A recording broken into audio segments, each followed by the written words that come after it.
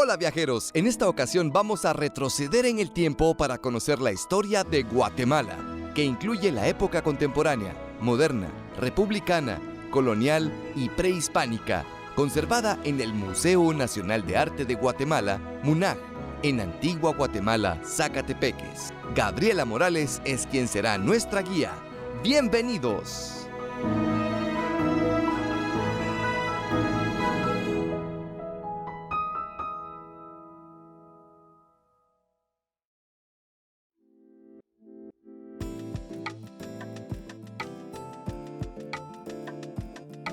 El ingreso se ubica sobre la Quinta Avenida Sur, y una referencia que nosotros le podemos dar a nuestros visitantes es que es la calle que se dirige a lo que es el Arco de Santa Catarina.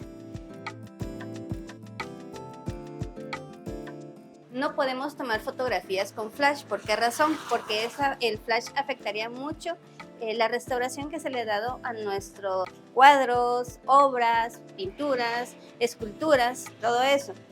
Las fotografías no pueden ser lucradas con fines comerciales, tienen que ser únicamente personales, y los teléfonos celulares pueden ser utilizados con responsabilidad dentro del museo. Acá nos vamos a encontrar, acompáñenme por favor. Acá tenemos todo lo que es el proceso de ingreso a nuestro museo. Acá tenemos que dejar todo lo que es electrónicos, monedas, llaves, relojes, como las que vamos a colocar en este momento.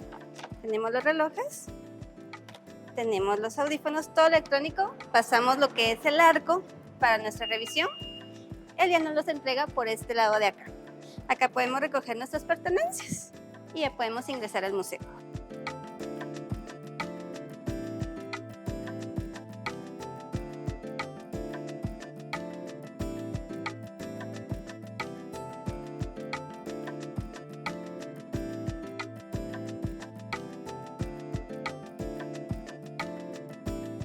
Aquí nos vamos a dirigir a la primera sala que nosotros tenemos por acá. ¿Me acompañan? Acá ya nos encontramos en lo que es la primera sala. Esta es la antigua Casa de la Moneda, la primera Casa de la Moneda que existió. La estructura que ustedes pueden observar acá es la parte baja de la estructura que vamos a observar en aquel panel informativo. Esta sala era donde se hacía la acuñación de las monedas. En ese entonces se le llamaban reales, de oro, de plata y de bronce. Ustedes van a poder observar todos los agujeritos que están alrededor. Era donde se colocaba la madera para formar un mezzanini. El mezzanini ya iba a lo que es la parte alta de la estructura. A esta sala también se le llamaba molino de sangre. ¿Por qué razón?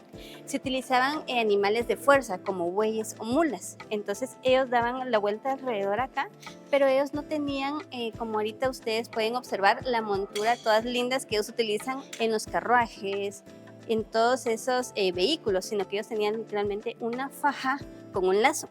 Entonces al momento que ellos dar la fuerza para poder acuñar las monedas, ellos sangraban. Esa es la razón por la que se le llama molino de sangre a esta sala.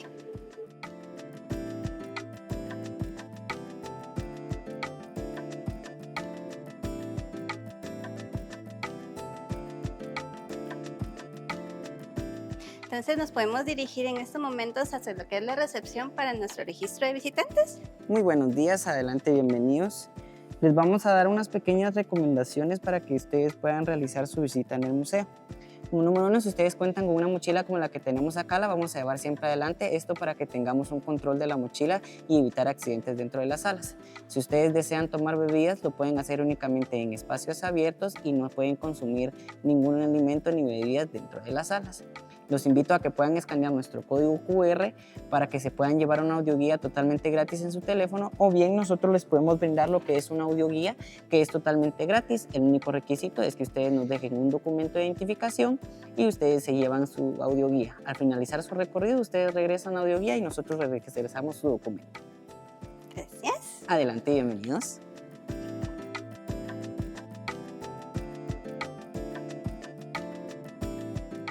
Bienvenidos, vamos ya a una de las partes más bonitas que tenemos del museo, es este jardín. Pero lo más importante también acá es de que ustedes miran toda esta casa de color amarillo. Acá era donde vivía la persona que era encargada de las finanzas de ese entonces, de esta región como las regiones cercanas. Él tenía el título de superintendente. Entonces, lo que ustedes pueden observar acá era donde él vivía. Tenemos un croquis de lo que es el museo y cómo está estipulado en sus áreas. Tenemos una cuenta prácticamente con 5 épocas divididas en 22 salas. Nosotros empezamos desde la época más actual y terminamos hasta la época más antigua. Acá tenemos croquis, si ustedes pueden observar, nosotros estamos en esta parte de acá, estamos en la época contemporánea. Las demás salas se encuentran ya en el ala superior, que es la época moderna, la época republicana, colonial, y la verde, que es la prehispánica. También acá podemos observar lo que es una línea de tiempo de cómo está estipulada cada año en las diferentes épocas.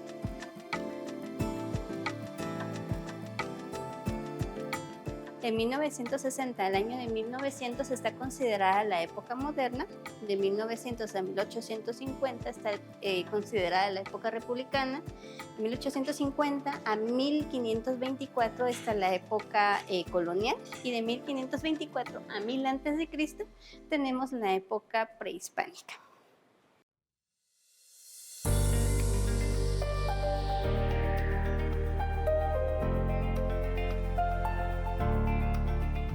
Ya estamos en la época contemporánea. Esta época contemporánea tiene un poquito de historia, pero es la época más actual que nosotros tenemos, la época donde vamos a encontrar diferentes tipos, diferentes rasgos. Tenemos esta imagen de acá, que es un cuadro bastante colorido y representa mucho para nosotros los guatemaltecos. ¿Por qué razón?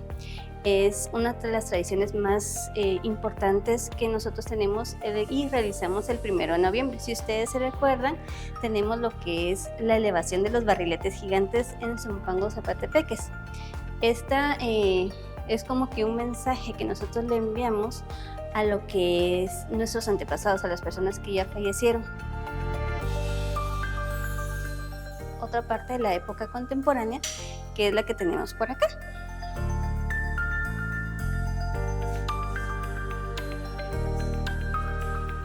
Acá tenemos una obra de un artista guatemalteco llamado Pepo Toledo.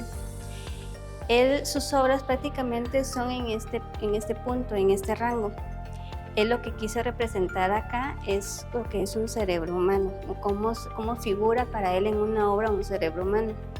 Entonces, si ustedes se recuerdan y notan, prácticamente el cerebro humano está formado por articulaciones. Entonces, si ustedes la ponen de diferente forma, le va a dar lo mismo, va a significar lo mismo, pero en diferente posición. Tenemos también las famosas pinturas que ustedes pueden observar también. Son pinturas que ustedes ven en su vida diaria. Tenemos acá lo que es un paisaje y tenemos obras bastante dramáticas. Pasamos a la siguiente salita. ¿Me acompañan, por favor?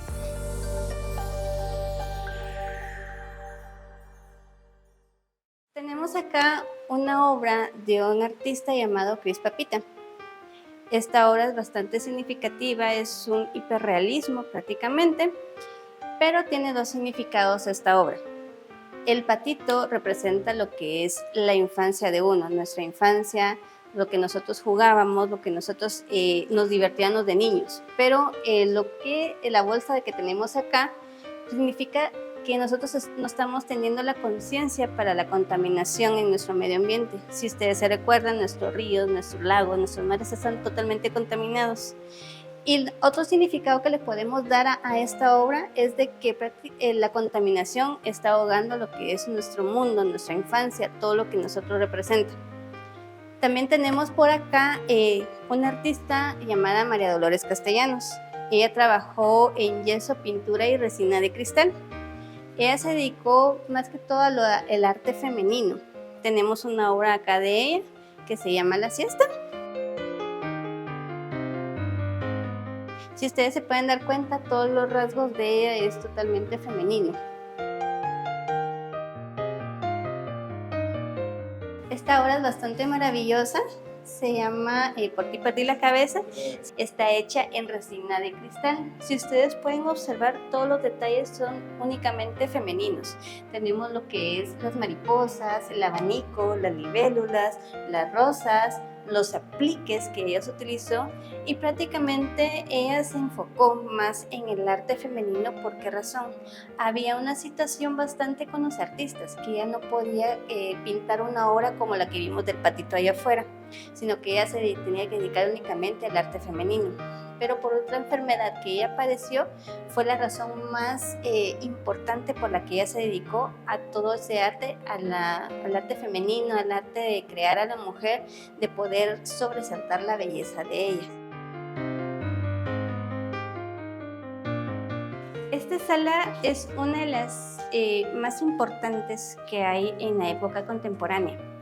Está dedicada al artista Efraín Recinos. Efraín Recinos, si ustedes pueden recordar, era un artista netamente guatemalteco.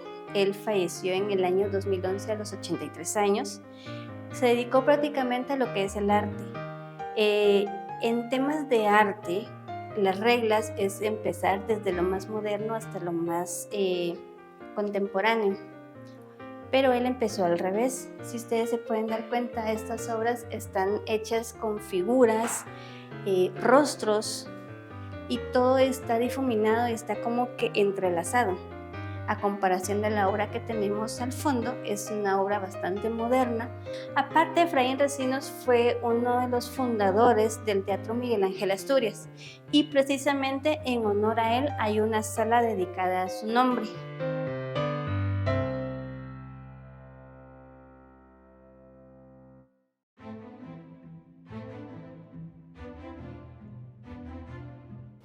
Y nos vamos a dirigir a lo que es el segundo nivel, pero acá podemos encontrar dos cronologías: la cronología de la época contemporánea, que es la que acabamos de pasar, y la cronología de la época moderna.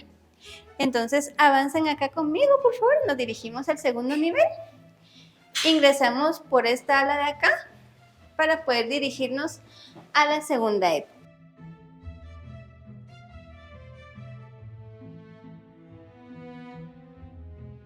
Estamos ingresando a lo que es la época moderna. Hola, ¿cómo estás? Les presento a mi compañero Guido Quiñones. Él nos va a dar unas explicaciones y una breve información de lo que es esta época. Muchas gracias. Gracias por acompañarnos. Yo les daré información sobre la época moderna del arte guatemalteco. El arte guatemalteco en la época moderna fue influido por movimientos europeos. Nuestros artistas también participaron en muchos de esos movimientos, como lo es, aquí tenemos a Agustín Iriarte Castro, en muchos libros de historia, en muchos movimientos del arte guatemalteco. Muchas veces la época moderna empieza con Agustín Iriarte Castro. Este fue el primer artista en estudiar en Europa. Él estudió en Roma, Italia, y trajo pensamientos y escuela de ese lugar. También en la época moderna, y eso es muy importante, comenzó la búsqueda de un estilo propio. Ya no se respondía a un mecenas, ya no se respondía a un tiene que parecerse a una escuela, sino que ya comenzó una búsqueda de un estilo propio. Aquí tenemos retratado a Jaime Sabartés, amigo y secretario de Picasso, y Carlos Valenti, junto a Carlos Mérida, tuvieron la oportunidad de conocer a Picasso a través de él, de conocer pensamientos, de conocer ideas de las vanguardias europeas. Carlos Valenti fue uno de los artistas más destacados en ese sentido, ya que era muy sensible y muy dado a aprender de esos movimientos. Lamentablemente, su vida fue corta, ya que perdió la vida a los 23 años en Francia.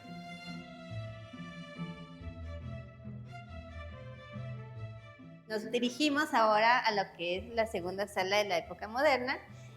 Guido, ¿nos puedes ayudar? Sí, aquí tenemos una pieza hermosa de Alfredo Galvez Suárez, una acuarela que los que han trabajado con acuarela saben lo difícil que es pintar con acuarela, y esta es una muestra de la maestría del maestro, de su técnica, y una característica también que de Alfredo Galvez Suárez tenemos los murales que se encuentran en el palacio. Algo importante de esta pintura y que me gusta dar a conocer es que a pesar de la acuarela aún se ve el trazo en lápiz. Eso es algo que normalmente casi no se ve y es algo que te da mucha información de las pinturas, y para conocer cómo trabajaba cada artista se ve la fluidez del lápiz. Eso es muy importante poderlo ver. Es un decorador de máscaras de Chichicastenango. Si quieren, también tenemos otra pintura importante que solo quisiera hacer mención, ya que Valentín Abascal estudió en México, y algo importante que podemos dar a conocer es su paleta de colores, los colores que utilizaba. La paleta de colores que utilizaba es una paleta mexicana, es una paleta que se ve en el arte mexicano, por lo menos en esas épocas. Guatemala junto con México tuvo mucha conexión, tuvo mucho aprendizaje. Sin embargo, aquí tenemos a Humberto Garavito, uno de sus artistas favoritos también. En este caso es paisaje y casi siempre se encuentran paisajes, pero también tiene retratos, también tiene distintas copias de distintas pinturas. Y característica de Humberto Garavito, Jaime Sabartés le decía el niño pintor, ya que a los 15 años comenzó a exponer, comenzó a tener obra, y este personaje expuso en Francia.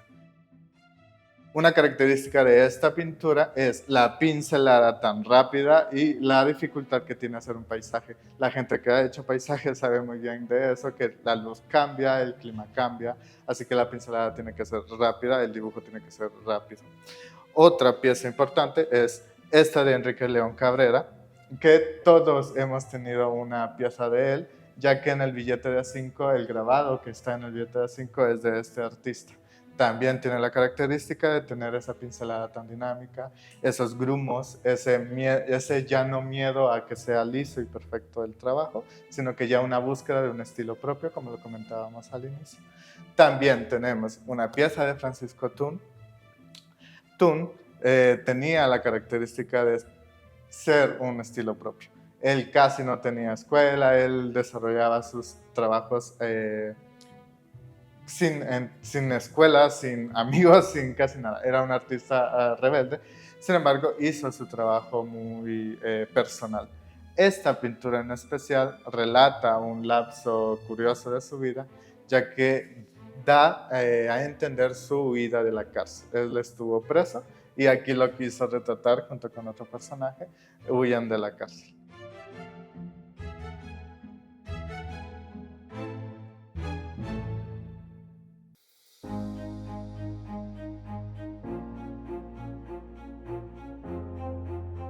¿Qué más nos puedes explicar sobre esta sala?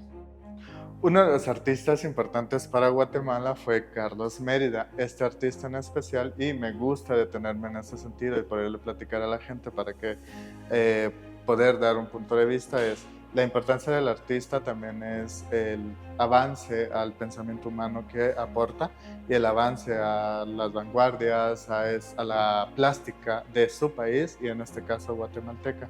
Carlos Mérida fue amigo de Carlos Valenti, ambos tuvieron oportunidad de visitar Europa, de estudiar los movimientos europeos, de entender todo lo que estaba ahí, y a raíz de influencias de Picasso, de cubismo, del impresionismo, volvieron a Guatemala, volvieron a su país. ¿Qué es en especial de Carlos Mérida? Que el artista en este caso dijo, ¿por qué voy a hacer movimientos europeos si soy guatemalteco? Entonces comenzó un movimiento más regional, más un trabajo más de Popol Vuh, de estudiar el día a día de los guatemaltecos, y una muestra son estos grabados que si se acercan, aquí tienen un número que dice 14 de 30, quiere decir que hay 30 de estos mismos grabados. Carlos Mérida se inspiró mucho en el color y en los movimientos regionales. Este artista en su oportunidad tuvo la oportunidad de estudiar en México y de vivir en México. Al punto, tanta era su calidad del guatemalteco, que los mexicanos le pedían nacionalizarse mexicano. Tiene muchos murales allá, tiene obra en México, sin embargo, él dijo que no, él quería ser guatemalteco y siempre siguió guatemalteco hasta que falleció. Diego Rivera fue uno de los artistas, como conocemos, un muralista mexicano muy importante, y Diego Rivera reconoció la calidad de Carlos Mérida tanto en sus trabajos como en sus pensamientos. Si quieren, me acompañan de este lado. Acá tenemos una sección bastante importante, ya que es el grupo Vértebra. En Guatemala ha existido distintos colectivos. Uno de sus colectivos más importantes fue el grupo Vértebra, conformado por Elmar René Rojas, Roberto Cabrera y Quiroa. Este grupo tuvo mucha importancia en el arte, ya que ellos representaban trabajos en el tiempo del conflicto armado interno, una época muy difícil para Guatemala y para el arte en sí. Ellos siguieron trabajando y una característica de estas piezas, si ustedes pueden dar cuenta, es las distintas materias que tienen, las distintas texturas, los distintos elementos. A este tipo de pintura se le llama pintura matérica. Fue algo que ellos continuaron, iniciaron y trabajaron. Siempre una característica de estos artistas fue que se inspiraron mucho también en el arte maya, en nuestras raíces. Ellos se inspiraron en eso también. ¿Qué nos puedes decir sobre Elmar René Rojas? Elmar René Rojas, sí. Elmar René Rojas tiene la característica de no haber solo estudiado en Europa, sino que ser un artista de mucha calidad, muchísima calidad, y fue el primer ministro de Cultura de Guatemala y fundó el Ministerio de Cultura. Fíjate que me pareció bastante importante la trayectoria de estos artistas. Me encanta cómo pasaron, cómo interactuaron en todo nuestro país, pero estamos entrando a una sala bastante bonita. ¿Qué me puedes contar sobre esta sala? Claro que sí. Acá tenemos otra pieza de otro artista muy importante, La Faena, de Roberto Osalle. Este artista en especial me gusta mucho mencionarlo, ya que fue otra joya del arte guatemalteco. De tantas que tenemos, él fue una importante, ya que desde temprana edad se caracterizó por ser muy bueno en dibujo, en pintura, entender esos movimientos, que es algo importante. Y fue otro artista que estudió o tuvo contacto con el pensamiento mexicano del muralismo, por eso tenemos este tipo de piezas. Bien, algo importante que hay que mencionar en la época moderna es que hubo un parteaguas en donde ya no se buscaba una belleza estética, por decirlo así, una belleza griega, una belleza clásica, sino que se buscaba ensalzar lo que somos, una belleza del trabajo campesino, del trabajo del guatemalteco, una representación más de lo nuestro, más de un trabajo duro, por eso se llama La Faena. Siguiendo esa idea de ya no continuar con una belleza estética tan europea, tan clásica que se dio en la época moderna, tuvimos este tipo de trabajos. Este trabajo, el artista Juan Antonio Franco estudió en México. Bien, al principio teníamos una paleta mexicana. Este artista también trabajó con paleta mexicana, con este tipo de paleta más tierras, más verdosos. Es una paleta que se desarrolló en México. Otra cosa importante de este artista es que buscaba desarrollar un paisaje más rural, más que se puede ver día a día.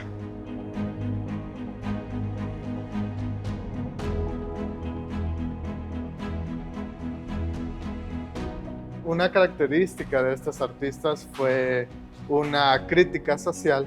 La obra tenía parte de crítica social hacia los movimientos que estaban pasando, hacia los movimientos políticos, hacia la sociedad.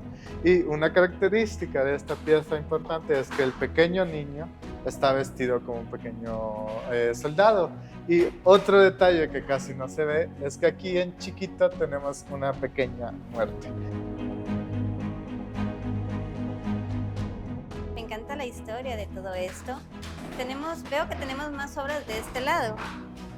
Sí, acá tenemos otro tipo de piezas que se caracterizan por ser bodegones. Los bodegones en los artistas muchas veces son prácticas de técnicas, prácticas de un trabajo, cómo desarrollar ciertos colores, cierta paleta o composición, que es algo importante que tenemos en estas dos piezas. En estas piezas de arriba tenemos distintas composiciones que fueron hechas por el mismo artista, Óscar González Goyri, tío de Roberto González Goyri. Otra característica importante, Óscar González Goyri, el que hizo estas dos piezas, fue maestro de la mayoría de los artistas que tenemos acá, maestro de dibujo y pintura. Aquí podemos ver una composición que está representada en este sentido más dinámico. Aquí tenemos este tipo de frutas botadas, al contrario de una línea horizontal que podemos ver en esta pieza, que las líneas horizontales por lo general representan orden. Hay una pieza en especial que no quisiera saltarme y quisiera mencionarla, que es la que tenemos aquí. Rodolfo Galeotti Torres realizó esta pieza en especial. Bien, ahora, según historiadores y lo que hemos aprendido es que esta pieza en su momento fue criticada por distintos críticos de arte, artistas. El mundito del arte es bastante así. ¿Por qué razón? La razón, esta pieza en la época moderna introdujo el Art Deco. Quiero hacer esa aclaración. El Art Deco ya había entrado a Guatemala. Un ejemplo del Art Deco es el Palacio Nacional, pero entró en arquitectura. Esto entró en pintura. Aquí entró en el área de la época moderna. El Art Deco se define por tener este tipo de características de tan dura la figura, tan estilizada en cierto sentido y no deja de parecer real. Así que podemos encontrar muchas esculturas de Rodolfo Galeotti Torres alrededor de Guatemala y sin embargo esta es una pintura muy especial por ese sentido. Podemos continuar por este tipo de trabajos. Wow. Guillermo García Mena, que fue un artista que se caracteriza también por tener murales, por ser historiador del arte, por tener muchos textos. Yo una vez escuché de este artista que tenía la característica de dibujar todo el día, todo el momento estaba dibujando. Existen varias obras de él y una de ellas es el mural que se encuentra en la Municipalidad de Guatemala. Tenemos esta obra hecha en papel craft, otra muestra que se puede trabajar en todo tipo de material, siempre y cuando perdure. Tenemos otra pieza muy especial de Manolo Gallardo, a diferencia de lo que tenemos conocido de él, que son obras muy académicas, muy clásicas. Esta pieza, o a veces surrealistas, esta pieza se caracteriza por ser distinta a lo que conocemos de él, por tener este tipo de pinceladas, por tener este tipo de materia. Manolo Gallardo estudió en España y se desarrolló muchos pensamientos en España, así que este puede ser una búsqueda de él en ese sentido. Wow, me encantó bastante lo que es el arte moderno. Bueno, te quiero comentar algo bastante importante. Nosotros acá en el museo también tenemos bastantes espacios abiertos y te puedo comentar que tenemos en todo el museo 3 zonas de lectura. Estas zonas, ¿para qué nos sirven? Tenemos libros que son directamente acá, pertenecen al museo y los visitantes pueden tomarlos y pueden leerlos directamente. También tenemos estos rótulos que son donde nos indican cómo continuamos el recorrido en nuestro museo. Pero también quisiera que nos platicaras sobre este busto de Miguel Ángel Asturias que tenemos acá. Sí, acá tenemos un busto de Miguel Ángel Asturias muy especial, realizado por el artista Roberto González Goyri. Lo especial de este busto es, el artista Roberto González Goyri era amigo personal de Miguel Ángel Asturias y el artista lo realizó a los 21 años. Era joven, aún estaba terminando su aprendizaje en la Escuela de Bellas Artes. También otra característica es que este busto fue realizado 3 años antes de que Miguel Ángel Asturias ganara el Premio Nobel de Literatura. Era un reconocido escritor, pero no había ganado el Premio Nobel. Este busto fue realizado en el estudio de Roberto Osaye, un artista que pasamos acá, que se ubicaba en zona 1. Si nos podemos dar cuenta, tenemos un hermoso pasillo principal en la salida del arte moderno. También tenemos, si te puedes dar cuenta, acá tenemos otro letrero, pero hay una particularidad en este letrero. Tenemos acá donde dice foto imperdible. ¿Qué es esto? Que acá te puedes movilizar por todo el pasillo principal y te puedes tomar fotos con este paisaje. Esté lloviendo, esté soleado, haya calor o haya frío, siempre vamos a tener un paisaje bastante hermoso. Si puedes acompañarme y vamos ver. caminando sobre este pasillo principal que está hermoso, vamos a llegar a lo que es la siguiente época.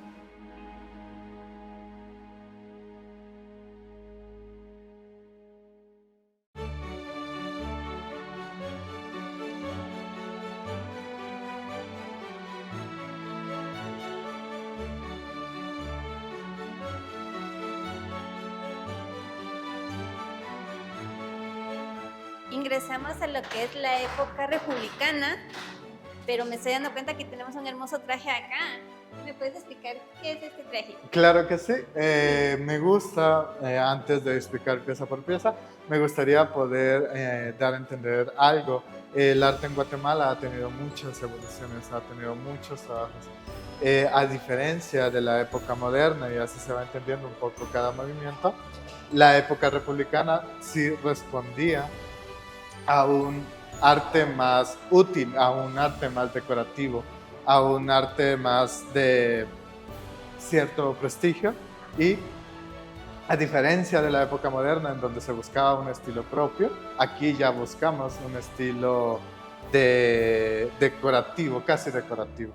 En esta ocasión tenemos una casaca en donde se puede ver el trabajo textil, que también se puede representar como arte. El trabajo textil en este sentido, la decoración de los hilos de plata, de los hilos de oro, se puede representar el arte en ese, incluso en la vestimenta de los altos mandos.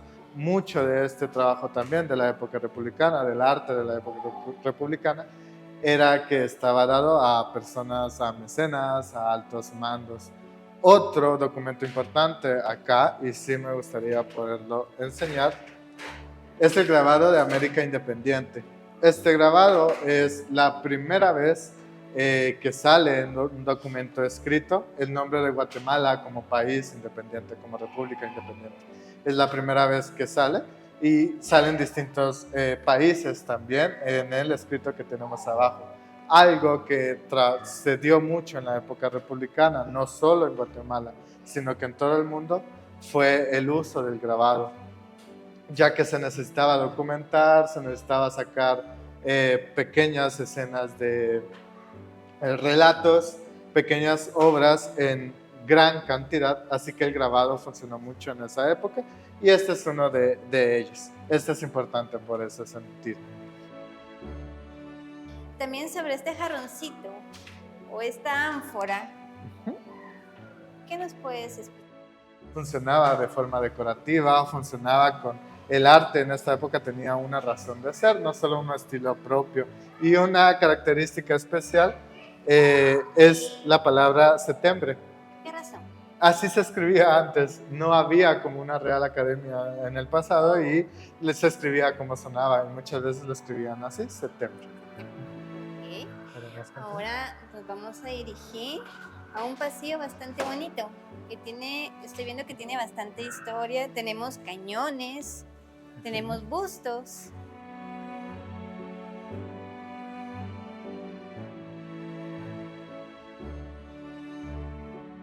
Estos cañones se transportaron a Guatemala por medio de barcos. Y acá tenemos 3 cañones de estos, en exhibición tenemos uno. Este artista tiene cañones expuestos en, como les decía, en España y Cuba. Otra característica es esa, los pequeños peces, que son una representación de algo de agua, tiene que ver con agua. Otro lugar que vi esos peces fue el Palacio Nacional, en fuentes del Palacio Nacional y en pequeñas fuentes de casas particulares. También tenemos 2 bustos acá. Bernal Díaz del Castillo. Ajá. Aquí tenemos un busto de Bernal Díaz del Castillo, que fue el que acompañó a Pedro de Alvarado en la conquista y que hizo distintos escritos en ese sentido. Este busto tiene la característica de estar, no es bronce, aunque parece bronce, es un vaciado de yeso que está pintado como si fuera bronce. Tiene muchas características del trabajo español, fue hecho por un guatemalteco. Wow, qué hermoso. Acá tenemos, como les comentamos, las diferentes zonas de lectura. Las tenemos en 3 áreas del museo, que es la época moderna, la época republicana y la época colonial.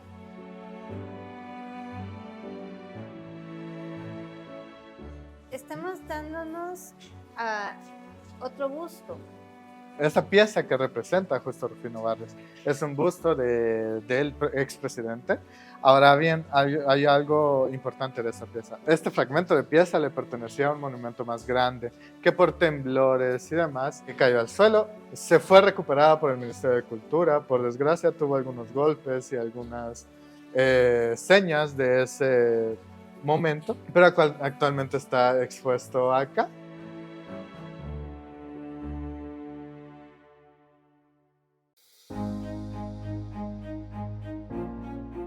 Acá es una sala bastante icónica y bastante importante para nosotros los guatemaltecos. Tenemos 4 vitrinas totalmente blindadas. La situación del blindaje en esta es porque los documentos se les dio una restauración bastante delicada. La primera vitrina que nosotros tenemos acá es la del testamento del hermanito Pedro. Ese testamento es donde él dejó estipulado donde quería que su cuerpo fuera enterrado. Actualmente sus restos están en el templo de San Francisco el Grande, acá en Antigua Guatemala, y los terrenos o los pedacitos de tierra que a él le daban, donde a quienes serían entregados para que siguiera con la obra de cuidar a sus enfermitos, como él les decía. Tenemos acá en la siguiente vitrina, puedes observar acá nuestra acta de independencia. Esta acta de independencia tardó 10 años en formarse por la situación de que como nosotros pertenecíamos a la corona española, por lo mismo se tuvieron que buscar personas idóneas, documentos escritos para poder realizar este documento. Entonces por eso mismo es que tardó tanto tiempo para poder formarse. Tenemos en la siguiente vitrina, hay un documento bastante importante, que creo que es el más importante para todos, es nuestro decreto como fundación de República de Guatemala. Acá podemos decir que éramos totalmente libres. El primer país que se independizó fue Honduras, le siguió Nicaragua. Nosotros fuimos el tercer país en poder decir que éramos totalmente libres y a declararnos independientes de la corona española. La última vitrina que tenemos acá, para mí es la más hermosa y la más importante. Acá tenemos lo que es la letra original y las partituras originales de nuestro himno nacional. Nuestro himno nacional fue declarado uno de los más bellos a nivel mundial. Tenemos acá la letra de nuestro himno original más la letra actual. ¿Por qué razón hubo esta transición, este cambio?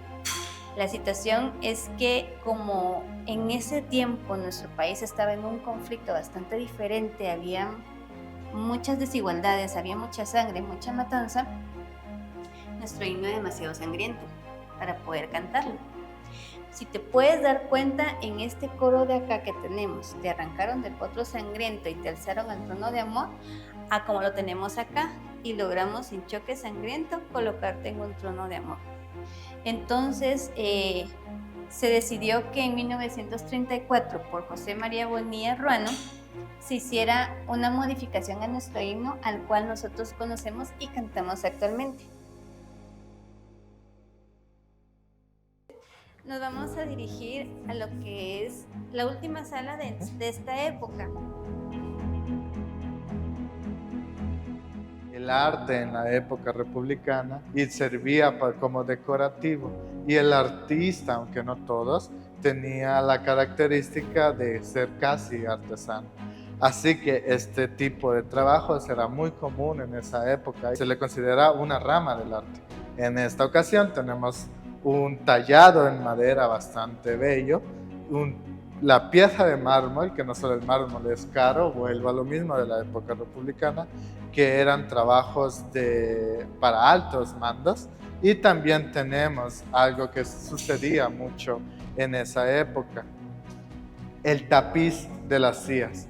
El trabajo en tapiz también era considerado en esa época arte, y parte importante era buscar una decoración casi rozando con el arte. El estilo está inspirado en Francia, el estilo francés, y tenía la característica de tener esas dimensiones, de tener ese tamaño. También el tapiz tiene este tipo de características de tener hilo dorado. En esa época se utilizaban mucho también ese tipo de trabajos y el tallado de madera. Acá tenemos una carroza y la Virgen del Tránsito. Estas eran representaciones de los funerales de esa época.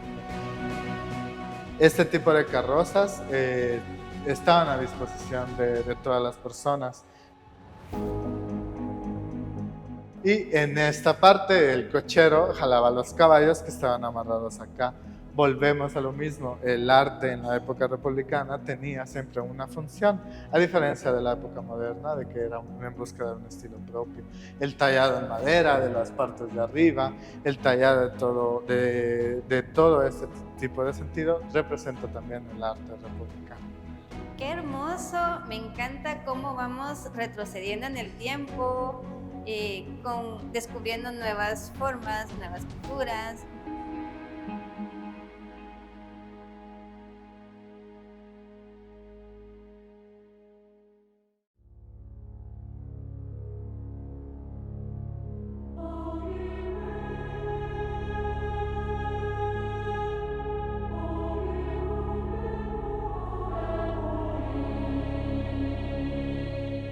Ahorita ingresamos a la época colonial. Ahora bien, si te das cuenta, este museo me gusta mucho por esas características. Ahora, para entender las distintas épocas, el distinto traslado del arte es época moderna, un estilo propio, época republicana, ya un estilo más buscando un arte funcional, un arte decorativo, y la época colonial, que está muy influida por movimientos españoles, por la evangelización y por el estilo barroco de la época. Entonces, una pieza muy importante que tenemos en el museo es este cáliz. La platería en esa época también se era considerada arte, un oficio. Si se dan cuenta, el artista tuvo que tener mucho conocimiento, muchas prácticas para decir que es un artista. Este cáliz en especial representó a Guatemala en el Vaticano, conmemorando los 500 años de la evangelización. Fue la única pieza que representó a Guatemala y expuesta en el Vaticano, y actualmente lo tenemos expuesto acá. Otra práctica que se hacía en esa época son los tallados de madera que tenemos a los lados. Este medallón, si quieres me acompañas a este medallón. Se representaban figuras religiosas, escenas religiosas. En esta época era importante eso. El arte en la época colonial se caracterizaba por eso, por intentar evangelizar o enseñar una escena religiosa, algo que sucedió, y también se usaba en este tipo de trabajos. Este es un alto relieve, se le llama alto relieve a la escultura que sale un pequeño fragmento de la pieza. También tenían la característica de adornar ciertas partes con oro.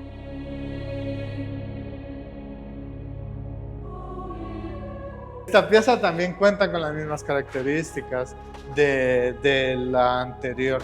Sin embargo, esta pieza tiene otro tipo de características, ya que no es tan barroca, ya que tiene la forma muy recta, tiene muy estilizadas ciertas áreas, así que me atrevería a decir, bajo estudios, de que es una pieza más acercándose a cierto renacimiento, que también afectó a Guatemala, también influyó en Guatemala. Es una pieza entre esa transición entre lo barroco, lo neoclásico, entonces se caracteriza por lo mismo. Veo que tenemos dos salas más de la época colonial. Ajá. Y aquí te voy a mostrar pinturas y esculturas preciosas que tenemos acá. Okay. Tenemos estas dos, que ambas representan a la Madre Santísima de la Luz.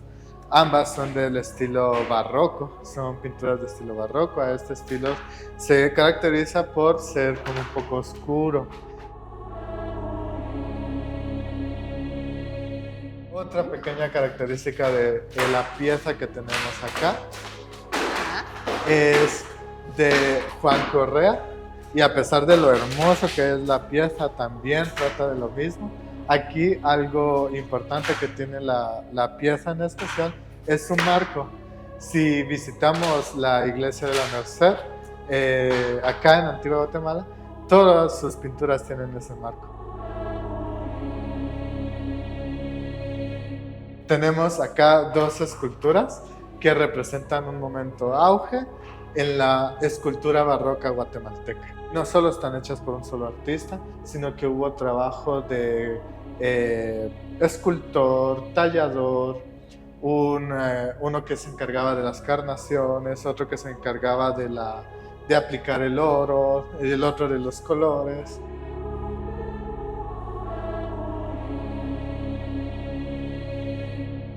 Estas piezas de Tomás de Merlo son, como tú misma dijiste, impresionantes, enormes, de una gran calidad, y volvemos a lo mismo. Tomás de Merlo fue un pintor guatemalteco, antigüeño, era aquí de la Antigua. Estas piezas tienen esa característica de tener colores tierra y son muy dramáticas. Si tú te puedes dar cuenta, los ojos de los personajes que están crucificando a Cristo son un poco como desorbitados, saltones y demás. Eso fue intencional del artista. El artista lo hizo de forma intencional, considerando que solo un loco podría hacer eso. En este tipo de pinturas de este tamaño está cruzando una línea. La línea que cruza es porque no existía lienzo de ese tamaño en esa época. Entonces lo que hacían los artistas era unir pliegos de lino, de tela, entonces los cosían y demás, y por eso se llegan a tener ese tamaño, pero es gracias a que cosían los pedazos de lino y lograban este formato de lienzo.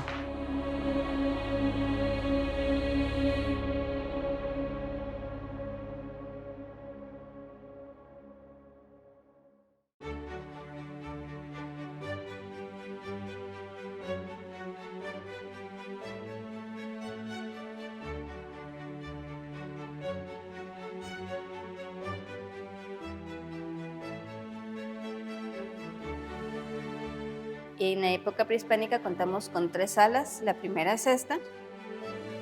Esta está dedicada a Caminal Juyú. Caminal Juyú es ahorita, en esos tiempos era como que una aldea, un pueblo, una región de Guatemala. Ahorita prácticamente es una parte de la ciudad capital. Acá tenemos, y vas a encontrar, si te puedes acercar conmigo y podemos ir observando, tenemos varias piezas. Estas piezas contaban como ofrendas. ¿Por qué razón? En ese tiempo, en esa época, el rey o jefe de la aldea, cuando fallecía, tenía que ser enterrado, pero él en sus creencias era como el paso para el inframundo. Cuando se hizo el descubrimiento del entierro de él, se encontraron algunas partes de huesos más 2 dentaduras. Esas dentaduras no coincidían una con la otra. Cuando investigaron, lo que sucedió fue de que sacrificaron a una persona para que esa persona fuera enterrada junto con el rey y esa persona la acompañara a su paso por el inframundo. Este es el entierro más costoso o más caro que se ha visto en Guatemala. ¿Por qué razón? Porque lo enterraron con 300 ofrendas. Tenemos algunas, no tenemos las 300 acá, pero sí tenemos algunas de las ofrendas. Tú puedes observar urnas funerarias, vasitos de jade, cuencos, de distintas formas. Pero también, si podemos pasar para este lado, Sí. Y te vienes acá conmigo, tenemos en este panel informativo una imagen de más o menos cómo estaba o cómo era la tumba de este rey. Literalmente colocaron 4 postes alrededor. Literalmente él estaba en esta parte de acá. Alrededor eran lo que tenemos las 300 ofrendas. Tenemos algunas movidas porque obviamente con el paso del tiempo todas se fueron moviendo. Y literalmente había como un techo que cubría la tumba de él. Por esa misma razón es, como te digo, fue el entierro más costoso o más caro acá en Guatemala. También, si me acompañas acá, te puedo enseñar otras formas. Tenemos aquí algunas de las formas o de las ofrendas que usaron en ese entierro. Tenemos, como te comentaba, unas funerarias, vasos de jade, cabezas de forma su forma, los molcajetes. Esos molcajetes les servían a ellos más que todo como para moler, porque para ellos tenían que en su mente era como que tenían que llevar algo para poder sobrevivir en el inframundo. Por esa misma razón es que les colocaban todas estas ofrendas.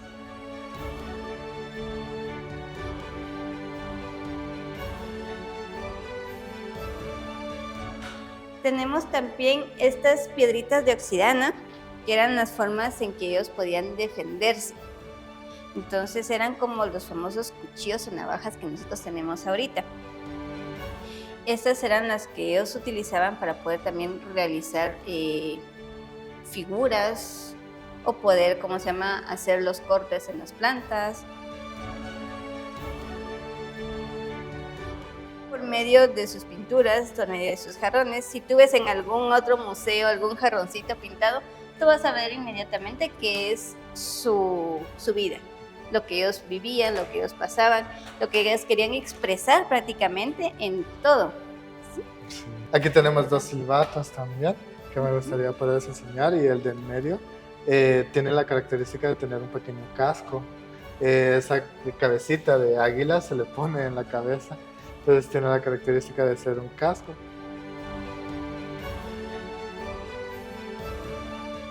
El arte maya también se caracterizaba por poder representar lo espiritual, eran muy espirituales, entonces en muchas de esas pinturas que se ven en manuscritos y demás, es muy espiritual lo que hacen, son representaciones de sus dioses, son representaciones de, ya sea del inframundo o de temas espirituales, ese era algo muy especial de ellos.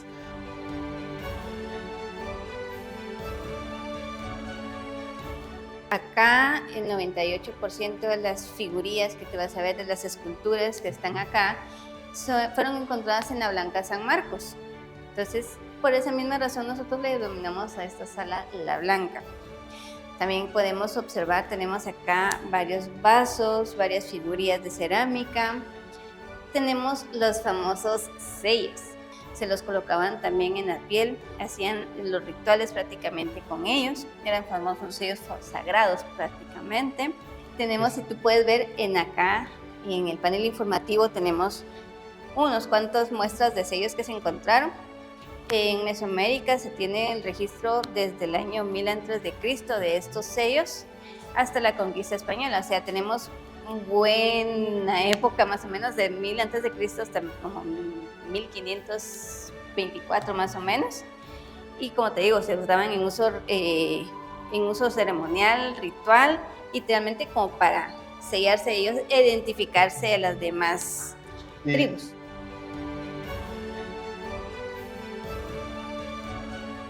Tenemos acá las figurillas antropomorfas. También existían los famosos pitos. Esos, si te puedes escuchar, está el sonido. Pero si ellos escuchaban algún sonido diferente que no era el suyo, el respectivo de ese tribu o esa aldea, entonces ya era como que una alerta para ellos. Era defenderse, era poder cuidar su patrimonio, su región, todo eso. Y tenemos las piedritas de allá. A eso se denomina ahorita los osesnos. Pero si tú puedes darte cuenta, acá tenemos como que la imagen de un como tapir prácticamente, como de un león, de un tigre. Esos eran los que ellos imaginaban cómo eran los animales. Esta es nuestra cultura, este es nuestros antepasados prácticamente, y esto es como nosotros definimos de dónde venimos.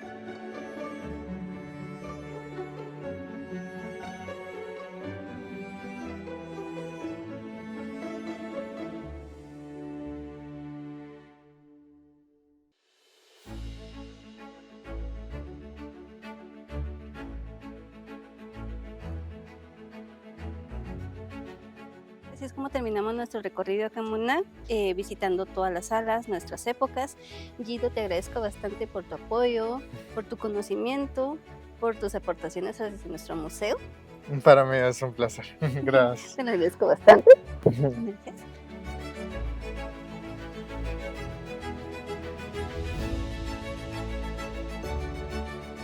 Nuestro horario de atención es de martes a domingo. Nosotros abrimos el museo desde 10 de la mañana hasta las 6 de la tarde.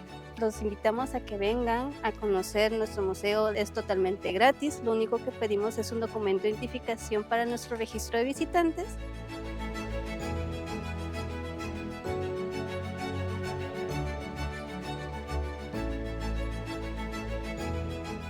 Llegamos al final de este viaje por la historia del arte guatemalteco.